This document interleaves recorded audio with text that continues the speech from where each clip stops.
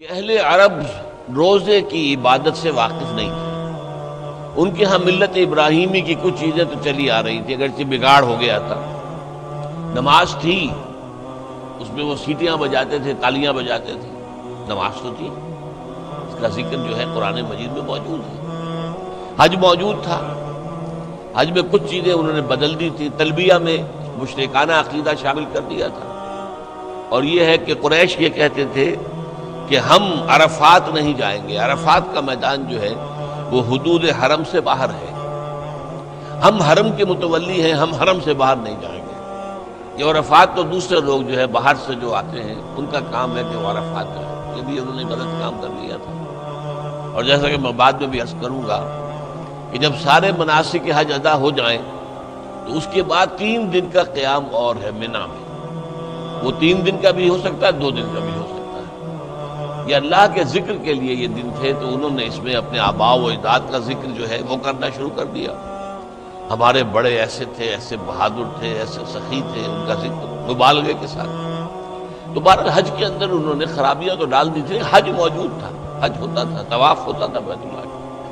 اسی طرح زکوٰۃ کے نام سے کوئی عبادت نہ صحیح تھی کہ صدقات، خیرات، یہ تو ان کے ہاں تھا، لیکن صوم کی عبادت سے وہ واقف نہیں تھے۔ یہ لفظ جو عربی زبان میں آتا ہے یہ گھوڑوں کے لیے آتا تھا، گھوڑوں کو روزہ رکھواتے تھے۔ کیوں؟ آپ کو معلوم ہے ان کا پیشہ ہی تھا غارت گری، لوٹ مار، اور لوٹ مار میں خاص طور پر رات کے پچھلے حصے میں جا کے کہیں چھاپا مارنا، لوٹ مار کرنا، غارت گری کرنا، خوریزی کرنا، پھر وہاں سے بھاگنا۔ یہ جو گوریلا وار کا طریقہ ہوتا ہے، پھر وہاں پر مقابلے کرنے کے لیے رکنا نہیں ہے، پھر بلکہ وہاں سے بھاگ جانا ہے۔ اس کے لیے انہیں تیز رفتار سواری کی ضرورت تھی۔ ان کی جو عام سواری ہے اونٹ، وہ ویسے تو بہت سے اعتبارات سے ان کے لیے بہت موزوں سواری ہے، وہ پیاس بھی برداشت کر سکتا ہے، ایک ہفتے تک اگر پینے کو پانی نہ ملے تو اسے پرواہ نہیں ہے، بھوک برداشت کر سکتا ہے۔ ریت میں چلنے کے لیے اس کو پاؤں اللہ نے ایسے بنائے، چوڑے چوڑے پاؤں۔ پھر یہ کہ وہ دھوپ کی سختی، لو کی گرمی برداشت کر سکتا ہے، لیکن اس میں رفتار تیز نہیں ہے۔ تیز رفتاری کے لیے گھوڑا چاہیے، اور گھوڑا نازک مزاج جانور ہے، وہ بھوک اور پیاس برداشت نہیں کر سکتا، گرمی اور لو کی حدت اور شدت برداشت نہیں کر سکتا۔ اسے عادی بنانے کے لیے روزہ رکھواتے تھے، بھوکا رکھا، کھانا پینا اس کا بند کر دیا، چارہ ڈالنا بند کر دیا، پانی پلانا بند کر دیا۔ پھر جب لو چلتی تھی تو اس کا رخ منہ جو ہے لو کی طرف کر کے، اور پھر وہ بدو کھڑا ہو جاتا تھا، اپنا منہ اور اپنا سر تو ڈھانپ لیتا تھا اپنے غتلے کے اندر، لیکن وہ گھوڑے کا منہ رکھتا تھا سیدھا لو کی طرف، تاکہ اس کو لو برداشت کرنے کا مادہ اس کو پیدا ہو۔ اس کو کہتے تھے روزہ، یہ جو ہے ہمارا گھوڑا جو ہے روزے سے۔ تو ہمیں قرآن مجید میں جو مکی قرآن ہے، مکی صورتیں، یہ 2/3 تقریباً بنتی ہیں پورے قرآن کا، اس میں کہیں صوم کا ذکر نہیں ہے۔ ایک جگہ پر سبیل تذکرہ حضرت مریم علیہ السلام کے ذکر میں ہے کہ جب ولادت ہو گئی ہے اور حضرت مسیح کو لے کر انہیں آبادی میں جانا تھا، وہ تو ایک بالکل ویران جگہ میں جا کر انہوں نے وہ سارا جو شدت ہے وضع حمل کی وہ برداشت کی، اس لیے کہ شادی تو ان کی ہوئی نہیں تھی، تو اب یہ بچہ کہاں سے آ گیا؟ تو اب وہ بہت پریشان تھی کہ میں کیا کروں گی، کیا کہوں گی، اس بچے کو لے جاؤں گی۔ تو قرآن مجید میں سورہ مریم میں ہے کہ یا تو فرشتے نے پکار کر کہا یا اسی بچے نے پکار کر کہا، گھبرائیں نہیں۔ اگر کسی انسان کو آپ دیکھیں تو کہہ دیں کہ میں نے تو رحمان کے لیے، اللہ کے لیے ایک روزے کی نظر مانی ہوئی ہے، میں کسی سے بات نہیں کروں۔ بس یہ صوم کا ایک ذکر جو ہے مکی آیات میں ایک جگہ پر ہے، وہ بھی بس سبیل تذکرہ ہے، کوئی حکم کے طور پر نہیں۔ اس حوالے سے اگر غور کیا جائے، حضور صلی اللہ علیہ وسلم جب مدینہ تشریف لائے ہجرت کر کے، تو آپ نے دیکھا کہ یہودی محرم کی 10ویں تاریخ عاشورہ اس کا روزہ رکھتے تھے۔ آپ نے پوچھا کیوں رکھتے ہو روزہ؟ انہوں نے جواب دیا کہ اس دن اللہ نے ہمیں فرعون سے نجات دی تھی، سمندر کو پھاڑ کر ہمیں پار کرا دیا تھا، اور فرعون کو اس کے لشکر سمیت غرق کر دیا تھا، تو ہم شکرانے کے طور پر روزہ رکھتے ہیں۔ تو حضور نے فرمایا کہ موسیٰ کے تو ہم زیادہ حقدار ہیں تم سے، لہذا مسلمانوں کو حکم دیا کہ تم روزہ رکھا کرو عاشورے۔ بعد میں فرمایا یہ یہودی ایک رکھتے ہیں، تم 2 رکھو۔ تاکہ ایک امتیاز بھی قائم رہے، علیحدگی بھی قائم رہے۔ لہٰذا نویں محرم کی اور 10ویں کے روزے رکھنے مسلمان نے شروع کر دیا۔ کچھ دنوں کے بعد اب 3 روزے ہر مہینے میں لازم کر دیے گئے۔ میں لفظ فرض استعمال نہیں کر رہا ہوں، ابھی میں بتاؤں گا اس کو۔ 3 روزے لازم کر دیے گئے کہ ایام 20 کے 13ویں 14ویں اور 15ویں تاریخیں جو ہے ہر مہینے کی اس میں روزے رکھیں۔ حکمت کیا تھی؟ ایک دم ایک مہینے کا روزہ فرض ہو جائے، اور وہ مہینہ فرض کیجئے مئی کا ہے، جون کا ہے، جو قیامت ٹوٹ پڑے گی لوگوں پر۔ انہیں عادی بناؤ رفتہ رفتہ۔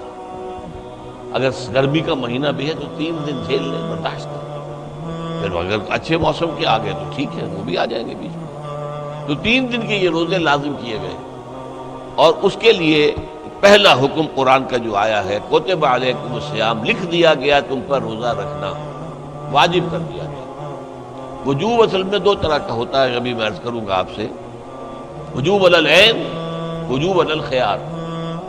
یہ جو روزہ واجب کیا گیا، کتب علیکم الصیام کما کتب علی الذین من قبلکم، جیسے کہ روزہ رکھنا لکھ دیا گیا تھا، فرض کیا گیا تھا ان لوگوں پر کہ جو تم سے پہلے ہو گزرے، تمام امتوں پر روزہ جو ہے وہ لازم رہا ہے، لعلکم تتقون، تاکہ تمہارے اندر تقویٰ پیدا ہو جائے۔ جو اس میں حکمت صوم کا جو ذکر ہے وہ میں بعد میں بیان کروں گا، ابھی میں صرف اس پہلو سے گفتگو کر رہا ہوں کہ میری رائے میں اور مولانا انور شاہ کشمیری رحمۃ اللہ علیہ کی رائے میں اور امام راضی کی رائے کی روح سے بہت سے جو سلف کے اندر تابعین ہیں ان کی رائے میں یہ حکم روزے کا رمضان کا نہیں ہے بلکہ ایام 20 کا ہے، اس لیے کہ آگے فرمایا ایام معدودات، گنتی کے چند دن ہیں۔ اب رمضان کو آپ ایام معدودات نہیں کہہ سکتے، گنتی کے چند دن تو نہیں، 29 دن پورے کرنا، 30 دن پورے کرنا، بہرحال مشقت طلب بات ہے، آسان کام تو نہیں ہے۔ وہ میں گرمی کے موسم بھی آئے گا، اب رفتہ رفتہ ہم جا رہے ہیں گرمی کی طرف۔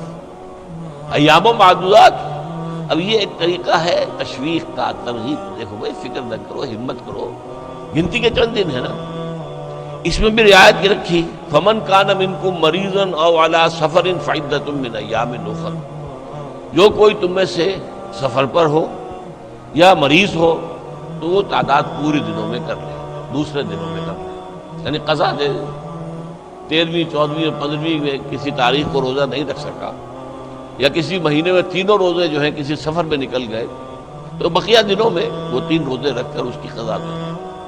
وعلی الذین یطیقونہ، اور وہ لوگ کہ جنہیں طاقت ہو وہ رکھ سکتے ہوں، نہ سفر پر ہے نہ مریض ہے، فدیۃ طعام مسکین، اگر وہ روزہ نہ رکھیں تو اس کا فدیہ ہے 1 مسکین کا کھانا کھلا دینا۔ ایک رعایت اور کر دی، 2 رعایتیں ہو گئی۔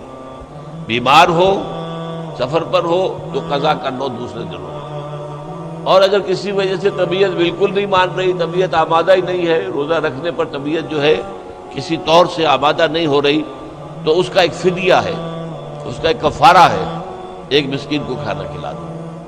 فمن تطوع خیرا فهو خیر لہ، اور جو کوئی اپنی مرضی سے زیادہ خیر کمائے، 1 کے بجائے 10 مسکینوں کو کھانا کھلائے، تو یہ اس کے لیے بہتر ہے، اس کو زیادہ اجر و ثواب ملے گا۔ وَأَن تَصُومُوا خَيْرٌ لَكُمْ، اور اگر تم روزہ رکھو تو اسی میں تمہارے لیے بہتری ہے، ان کنتم تعلمون، اگر تم سمجھتے ہو۔ اب یہ الفاظ جو ہے خود بول رہے ہیں، ترغیب ہے، ان تصوموا خیر لکم، اگر تم روزہ رکھو تو یہ بہتر ہے۔ فائدہ نہ اٹھاؤ جو تمہیں دوسری رعایت دی جا رہی ہے کہ روزہ نہ رکھو تو اس کا فدیہ جو ہے 1 مسکین کا کھانا کھلا دینا، اس سے فائدہ نہ اٹھاؤ، اسی میں بہتر ہے۔ پھر ایام و معدودات میں نے آپ سے عرض کیا، گنتی کے چند دن۔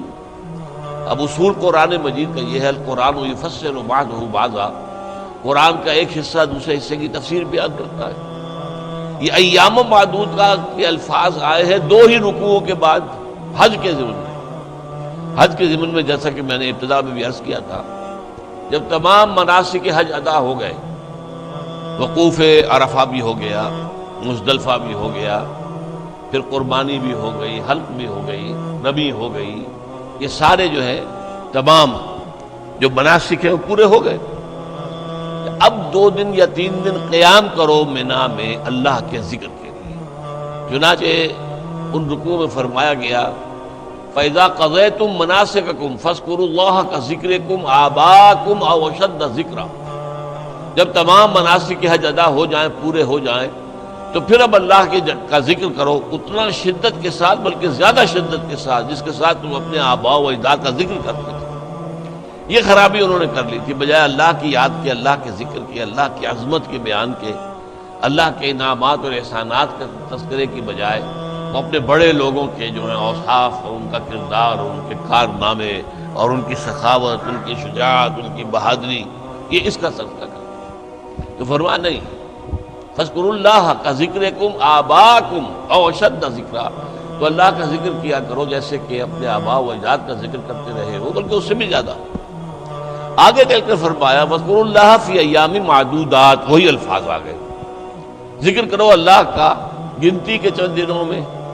فَمَن تَعَجَّلَ فِي يَوْمَيْنِ فَلَا إِثْمَ عَلَيْهِ، جو کوئی 3 دن پورے کرنے کی بجائے 2 دن پورے کر کے چلا آیا، اس پر بھی کوئی گناہ نہیں ہے۔ وَمَن تَأَخَّرَ فَلَا إِثْمَ عَلَيْهِ، اور جس نے مؤخر کیا اور پورے 3 دن وہاں پر لگائے، اس میں بھی کوئی گناہ نہیں ہے۔ اب یہاں 2 یا 3 دن کے لیے آ رہا ہے ایام معدودات، اسی طریقے سے وہ جو فرمایا ایام معدودات، فمن کان منکم مریضا او علی سفر فعدۃ من ایام اخر، یہ ہے در حقیقت اس روزے کا پہلا حکم، ایام 20 کے 3 روزے۔ جب رمضان مبارک کا روزہ فرض ہو گیا تو اب یہ واجب نہیں رہے، اسے کہتے ہیں وجوب علی الخیار، اختیار ہے، چاہے روزہ رکھ لو، چاہے ایک مسکین کو کھانا کھلا دو۔ جب رمضان کے روزوں کا حکم آیا یہ وجوب ختم ہو گیا، وجوب علی الخیار نہیں رہا، اب وجوب علی العین ہے، روزہ رکھنا ہی ہوگا لازماً۔ صرف ایک رعایت باقی رہی کہ ہاں اگر بیمار ہو، سفر پر ہو تو قضا کر سکتے ہو، لیکن تعداد پوری کرنی ہوگی، وہ آیت میں بعد میں پڑھوں گا ابھی۔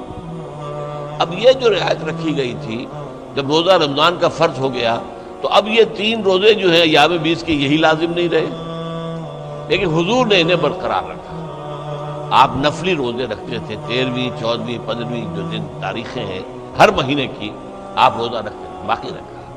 اور بھی جو لوگ جن کو اللہ تعالیٰ کا قرب جو ہے زیادہ پیارا ہے، روحانیت سے جنہیں زیادہ دلچسپی ہے، وہ نفلی روزے بھی رکھتے ہیں، ہفتے میں 2 روزے، پیر کا روز اور جمعرات کے روز، اور مہینے میں پھر 3، 13ویں، 14ویں اور 15ویں، یہ نفلی روزے۔ یہ رمضان کے روزے تو فرض ہو گئے۔ اسی طرح جو روزہ نہ رکھے تو پھر ایک مسکین کو کھانا کھلا دے، اگرچہ یہ مطلقاً تو یہ معاملہ ختم ہو گیا، لیکن حضور صلی اللہ علیہ وسلم نے حکمت دین کے پیش نظر اسے برقرار رکھا۔